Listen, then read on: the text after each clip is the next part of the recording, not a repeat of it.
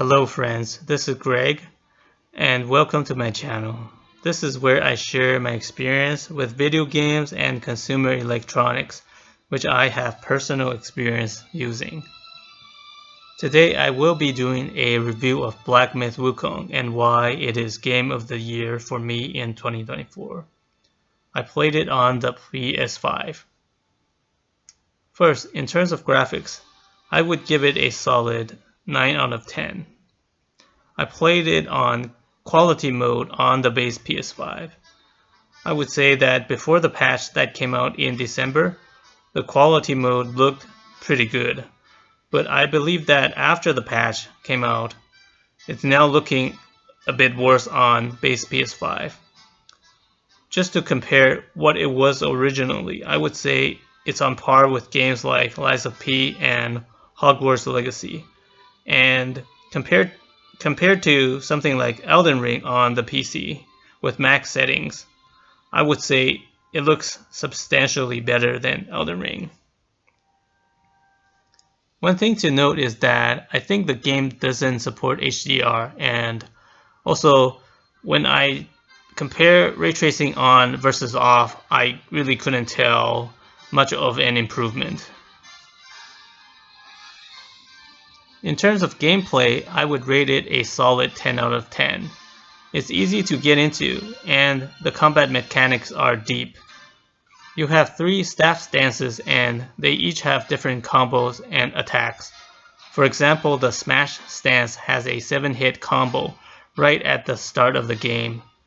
There are also very deep combat mechanics like see-through enemy attack, also known as resolute counter. It's just so addictive and rewarding to perfect your combat skills. I would say the melee combat is quite similar to Lies of P, and for me it's much more fun than something like Elden Ring, which I really couldn't get into. Also, one thing people should know is that Black Myth Wukong is a hard game, but in a good way. In the first major boss, in the first chapter, I tried to beat the boss maybe 30 times before finally succeeding. That was incredibly addictive and rewarding. I had the same experience with a lot of other bosses in the game, and I can say how addicting this game is quite refreshing compared to other games I've played.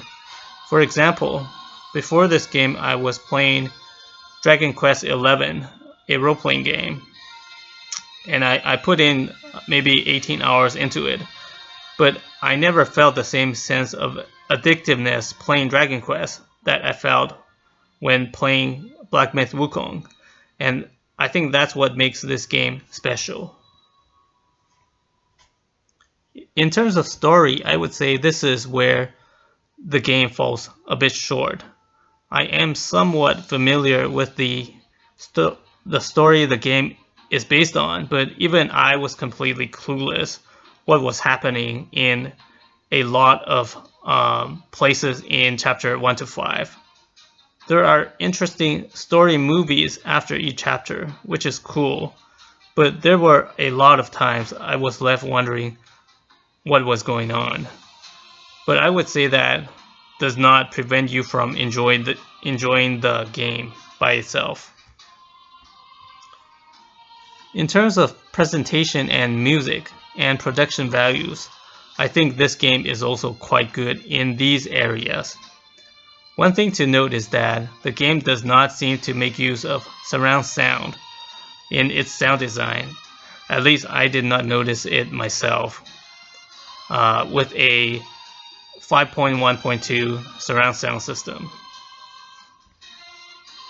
In summary, despite its hard to follow story, I would say the rest of the game was great, and the addictive gameplay was absolutely incredible. I encourage people to pick it up and give it a try. Let me know what you think about the game by leaving a comment. Until next time, peace.